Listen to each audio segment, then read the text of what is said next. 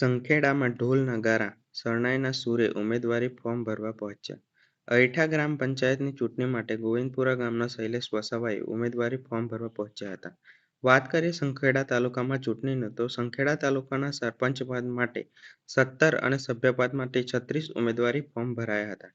કેટલાક ઉમેદવારો ઢોલ, શરણાઈ, થાળી જેવા દેશી વાજિંત્રોને તાલે આખા ગામ સાથે નાચતા ગાતા ઉમેદવારી પત્ર ભરવા માટે આવ્યા હતા, જે આકર્ષક રૂપ બન્યા હતા. સંખેડા તાલુકાની 13 ગ્રામ પંચાયતોની સરપંચ અને સભ્યોની નિયમિત તેમજ 2 ગ્રામ પંચાયતોના સરપંચની પેટા ચૂંટણી યોજાનાર છે.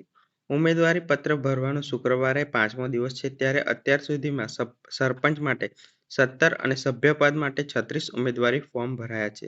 હવે માત્ર એક જ દિવસ સોમવાર છે ઉમેદવારી પત્ર ભરવા માટેનો છેલ્લો દિવસ છે.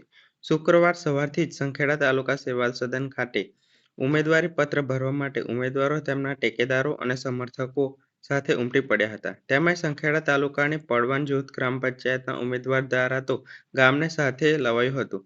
ઢોલ, નગારા, શરણાઈ, થાળી જેવા દેશી વાજિંત્રોના સંગીત તાલ ઉપર સૌ નાચતા કૂદતા સંખેડા સેવા સદન આવી પહોંચ્યા હતા. આ જોવા માટે અન્ય લોકો પણ ઉમટી પડ્યા હતા. સંખેડા તાલુકાની અરેઠા અને દેરોલી આ 2 ગ્રામ પંચાયતમાં સરપંચની પેટા ચૂંટણી યોજાનાર છે. આના માટે પણ ઉમેદવારી છોટાઉદેપુર જિલ્લાના તમામ સમાચાર માટે આપનું છોટાઉદેપુર યુટ્યુબ ચેનલને સબસ્ક્રાઇબ કરી બેલ આઇકન દબાવશો.